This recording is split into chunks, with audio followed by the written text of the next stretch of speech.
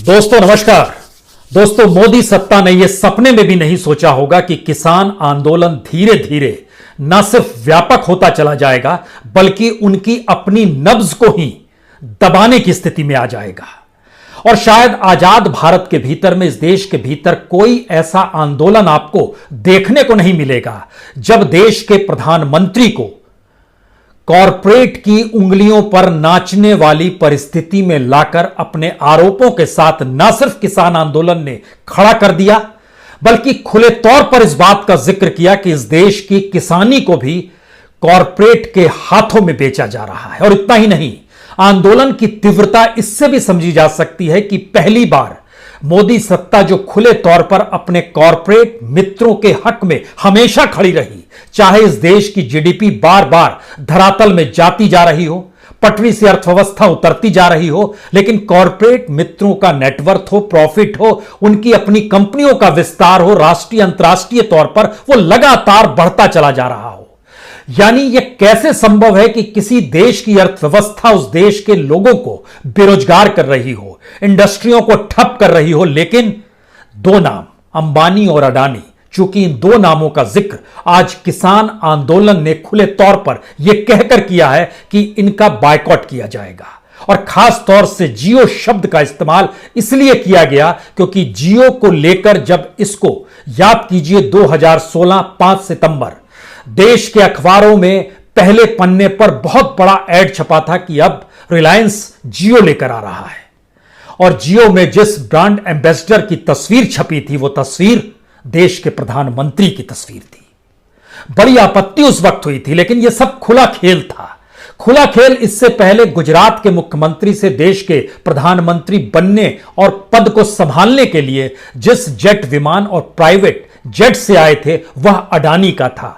वह इस देश की एयर इंडिया नहीं थी, वह अडानी के जहाज से गुजरात से दिल्ली पहुंचे थे। और उसके बाद याद कीजिए जो पहले प्राइवेट फंक्शन में गए थे, 2014 का ही वो महीना था, 2014 के भीतर में 30 अक्टूबर की तारीख थी जब मुंबई के भीतर में रिलायंस फाउंडेशन हॉस्पिटल की नींव पड़ी थी और वहां पर उद्घाटन के लिए प्रधानमंत्री मोदी पहुंचे थे। और वो तस्वीर तो टाइम मैगजीन ने भी छापी थी जब मुकेश अंबानी की पत्नी नीता अंबानी ने देश के प्रधानमंत्री के कंधे पर हाथ रखा हुआ था।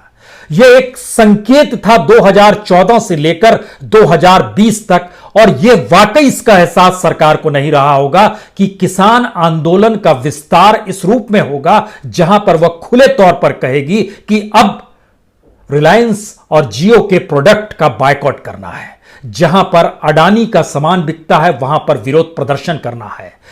बीजेपी के हेडक्वार्टर में भी विरोध प्रदर्शन होना है और कैबिनेट मिनिस्टर्स का भी विरोध प्रदर्शन और बायकॉट किया जाना है। दिल्ली जयपुर का रास्ता भी बंद किया जाएगा। ये सारी परिस्थितियां बतलाती हैं कि पहली बार इस देश के प्रधानमंत्री को कॉरपोरेट के कटघरे में खड़ा कर यह बताने और जताने की कोशिश की जा रही है कि यह देश कॉरपोरेट से नहीं चलता है, देश नागरिकों से चलता है। और जिस देश के भीतर में 60% आबादी कृषि पर निर्भर हो, कृषि की इकोनॉमी पर निर्भर हो, उसका जीडीपी में योगदान चाहे 14% हो, लेकिन इस देश की 60% आबादी को आप कॉरपोरेट के हाथों में गिरवी कैसे रख सकते हैं? इसीलिए जो 3 बिल आए, 3 कानून बना गए, उसको लेकर आज जब प्रस्ताव दिया गया तो वो प्रस्ताव पढ़ने के बाद आपकी आंखें भी चकाचौंध हो जाएंगी कि सरकार को क्या एहसास है, सरकार इन बातों को समझ क्यों नहीं पा रही है कि जिन 3 कानूनों का उसने जिक्र किया और आज जब प्रस्ताव के साथ रखा तो उस प्रस्ताव के भीतर के संकेत 3 हैं। पहला, हमसे गलती हो गई। दूसरा, पहली गलती यह हो गई कि हमने आपसे कोई बातचीत नहीं की और चीजों को ले आए। दूसरा, संसद के भीतर में हमने जो वोटिंग करने की स्थिति में नहीं आए और विपक्षी राजनीतिक दलों को बोलने तक का मौका नहीं दिया गया और वहां पे चीजें पास करा दी गई। खासतौर से राज्यसभा की स्थिति बता रहे हैं। और तीसरी स्थिति है, ये तमाम गलतियां हैं लेकिन बावजूद इसके कानून वापस नहीं लेंगे, उस पर कुछ पैबंद लगा देंगे। और पैबंद की फेरिस्त जो है वह इतनी हास्यास्पद है कि हम एमएसपी लिख कर दे देंगे। कल्पना कर सकते हैं, जिस देश के भीतर में सिर्फ 6% किसान, और किसानों की संख्या जब हमने सरकारी आंकड़ों के जरिए जोड़ी तो पता चला सिर्फ 50 लाख किसानों को ही एमएसपी का लाभ मिल पाता है। उस आंकड़े पर आए उससे पहले मंडी को मजबूत करेंगे, लेकिन पैरेलल में प्राइवेट मंडी को भी खड़ा करेंगे।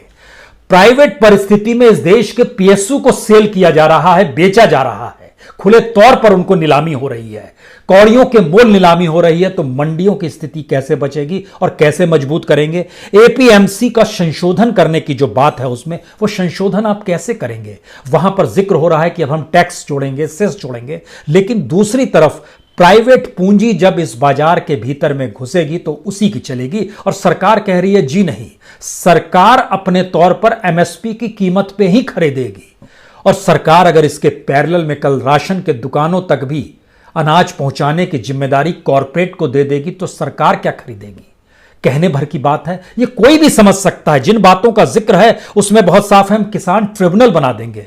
इस देश के भीतर में रेप को लेकर जो ट्रिब्यूनल 2013 में जिसका जिक्र किया गया था, उस ट्रिब्यूनल की स्थिति इस देश में फास्ट ट्रैक अदालतों के तहत भी जब ऐसे संवेदनशील मामले निपटाए नहीं जा सके हैं तो फिर किसानों के मामलों के लिए ट्रिब्यूनल बनके क्या होगा? और अगर वो सिविल कोर्ट में भी चले जाएंगे तो सिविल कोर्ट में जहां 1,90,00,000 से ज्यादा मामले लंबित पड़े हुए हैं उसकी फेरिस्त और बढ़ जाएगी। एसडीएम की स्थिति इस देश में क्या है वह भी किसी से छुपा हुआ नहीं है। कॉन्ट्रैक्ट फार्मिंग को में संशोधन कर देंगे। कैसे संशोधन कर देंगे आप कॉन्ट्रैक्ट फार्मिंग में?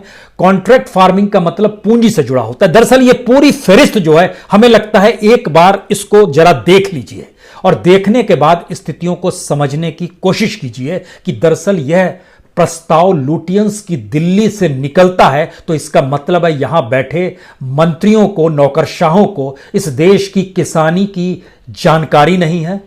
उन्होंने उस जमीन को नहीं देखा है कितने मुश्किल हालात में किसान खेती करता है। वह यह भी नहीं जानते हैं कि खेती में कितनी लागत होती है और एमएसपी का मूल्य क्या दे पाता है, दे भी पाता है कि नहीं दे पाता है। इन बातों का जिक्र इसलिए जरूरी है कि इन प्रस्तावों की फेरिस्त को देखिए, एक एक करके जरा देखते चले जाइए। 20 पेज का यह प्रस्ताव यह बताने के लिए काफी है कि लुटियंस की दिल्ली को किसानी के बारे में कोई समझ नहीं है। चाहे वो भूमिका में जिक्र किया गया हो, उसकी पृष्ठभूमि बताई गई हो, उसका उद्देश्य बताया गया हो, या फिर उसके बाद जो प्रस्ताव एक एक करके लाया गया है वह भी बेहद रोचक है। क्योंकि जिन बातों का प्रस्ताव में जिक्र किया गया उसको अगर सिलसिलेवार तरीके से देखिएगा तो निजी मंडियों का जिक्र है, वहां पर एपीएमसी मंडी में लागू सेस और टैक्स निर्धारित कर देंगे। उसके बाद यह जिक्र करते हैं कि पैन के साथ हम रजिस्ट्रेशन भी कराएंगे। इसके बाद यह जिक्र करते हैं कि सिविल कोर्ट में भी आप जा सकते हैं। इसके बाद यह जिक्र करते हैं कि जब तक रजिस्ट्रेशन नहीं होगा तब तक लिखित तौर पर एसडीएम ही 30 दिनों में मामले को सल्टा देगा। इसके बाद अपने प्रस्ताव में यह जिक्र करते हैं कि किसान की जमीन का उपयोग खरीदार तो कर सकता है लेकिन जमीन को बेच नहीं सकता है, उसको बंधक नहीं रख सकता है, कर्ज भी नहीं उठाएगा, यानी जमीनी कुर्की भी किसान की नहीं होगी। यह आश्वासन भी है और लिखित आश्वासन एमएसपी को देने के लिए भी तैयार हैं कि उस पर भी हम दे देंगे। और जो हाल में 2 बिल लेकर आए, ये बिजली बिल था और उसके साथ ही जो पराली को लेकर बात थी, इन दोनों को लेकर कहा गया कोई जुर्माना, कोई आपराधिक कार्रवाई नहीं होगी। यानी जो भी कहा जा रहा था, जिस रूप में कहा जा रहा था, उसको कैसे इंप्लीमेंट करना है यह कानून बनाते वक्त नहीं सोचा गया। अब जब प्रस्ताव लेकर आए हैं तो उसमें जिन प्रस्तावों में संशोधन का जिक्र है वह किसी ऐसे पैबंद की तरह है जिस पैबंद का कोई मतलब ही नहीं बचेगा। क्योंकि किसानों के सामने सबसे बड़ा संकट यही है कि जो लागत लगती है उसका मूल्य कैसे मिलेगा, इसका कोई जिक्र नहीं है। एमएसपी की खरीद सिर्फ 6% होती है, यह हर कोई जानता है, यानी बाकी किसानों को लाभ नहीं मिलेगा। और जो कहा गया कि किसानों पर जो एफआईआर दर्ज है उसको भी हटा लेंगे, जमीन नहीं बेच पाएगी, किसान के पास अपनी जमीन बरकरार रहेगी, लेकिन इस बात का कहीं जिक्र नहीं है कि 2 जून की रोटी किसान को मुहैया करा पाने की स्थिति में सरकार कैसे आएगी। इस देश के किसान जो कर्ज में डूबे हुए हैं उसकी वजह क्या है, और जो खुदकुशी कर लेते हैं उनकी तादाद बीते 5 बरस में अगर बढ़ गई है तो उसकी वजह क्या है। यानी कोई चीज इस रूप में जा नहीं पा रही है। इसलिए यह 20 पेज के प्रस्ताव को किसानों ने देखते ही यह कहकर ठुकरा दिया कि इसमें तो हमारी संवेदनाओं का भी जिक्र नहीं है।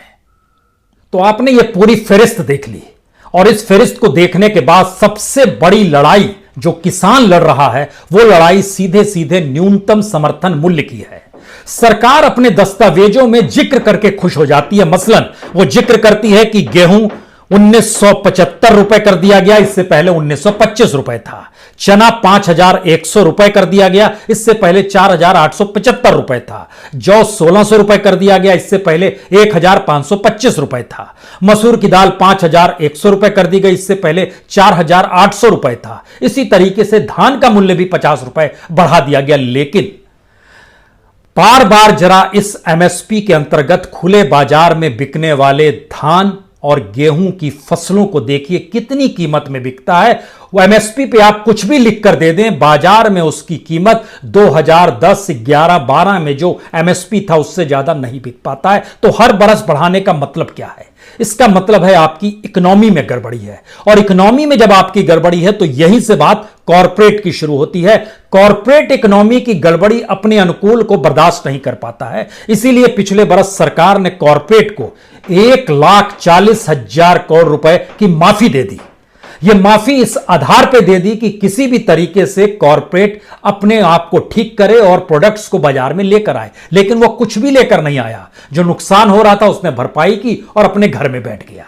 तो कॉरपोरेट की इस लड़ाई में पहली बार किसान और कॉरपोरेट जब आमने सामने खड़ा है, तो अब समझने की बात है क्या वाकई जिन बातों का जिक्र आज किसान आंदोलन ने किया है उसका मतलब बहुत साफ है।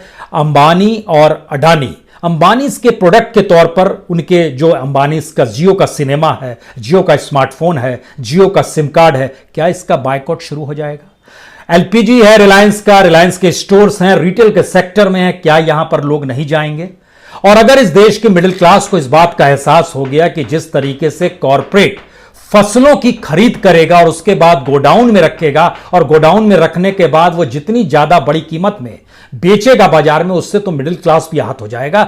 वह मौजूदा वक्त में आलू और प्याज के जरिए भी समझा जा सकता है, और इस देश के भीतर में गोडाउन्स की तादाद से भी समझा जा सकता है कि एफसीआई के गोडाउन से ज्यादा इस देश में प्राइवेट सेक्टर के पास गोडाउन है। और उन गोडाउन का डाटा हमको लगता है कि यह आपको जरूर जानना चाहिए, क्योंकि इस देश के भीतर में जो एफसीआई की कैपेसिटी है, जरा इसको जरा देखिए। इस दौर में सरकार ने एग्रीकल्चर के इंफ्रास्ट्रक्चर को लेकर कुछ भी नहीं किया, गोडाउन भी नहीं बनाया गया है।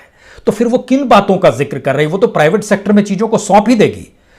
मसलन एफसीआई की कैपेसिटी जो है 2011 में 316 लाख मीट्रिक टन थी, 2012 में बढ़कर यह 336 लाख मीट्रिक टन हुई, 2013 में बढ़कर 377 लाख मीट्रिक टन हुई। लेकिन इसके बाद आइए मोदी गवर्नमेंट में, यह मनमोहन सिंह की गवर्नमेंट थी, 2013 में 377 लाख मीट्रिक टन था, तो 2020 में यह बढ़ते बढ़ते सिर्फ 412 लाख मीट्रिक टन तक पहुंचा है। यानी 7 बरस के भीतर में सिर्फ 35 लाख मीट्रिक टन ही एफसीआई के गोडाउन्स में ज्यादा भर पाता है। यह स्थिति है। और दूसरी तरफ प्राइवेट सेक्टर का देखिएगा तो वह लगातार उसको लाभ होते चला जा रहा है। मसलन 2012 में 341 लाख मीट्रिक टन था, 2013 में 354 लाख मीट्रिक टन था, जो प्राइवेट दूसरी एजेंसीज के पास जो वेयर हाउस है वहां पर जो अनाज रखा जाता था।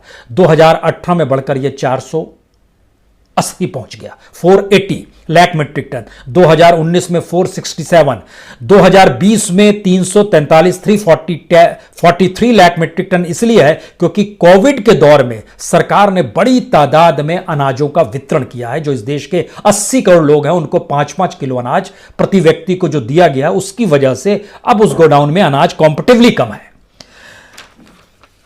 इसके बाद दूसरा सवाल यह आता है कि सरकार ने कितना पैसा लिया और कितना पैसा दिया है, जो राज्यों के भीतर भी दिया होगा, और कितना पैसे के जरिए जो पंजाब के किसानों की मुश्किल यह है कि वो समझ रहे हैं कि इन हालातों में अगर उनसे ना लिया जाए, अनाज सरकार नहीं खरीदेगी। तो उसका डाटा देखिए, जो आखिरी डाटा सरकार ने जारी किया था वो सितंबर का था, होलसेल। इसमें गेहूं की बिक्री बहुत ज्यादा थी। इसमें 42 लाख किसानों को फायदा पहुंचा। गेहूं के जरिए 73,500 करोड़ रुपए बांटे गए। जो सरकार ने खरीदा, लेकिन सबसे ज्यादा गेहूं 129 लाख मीट्रिक टन मध्य प्रदेश से लिया गया। पंजाब का नंबर उसके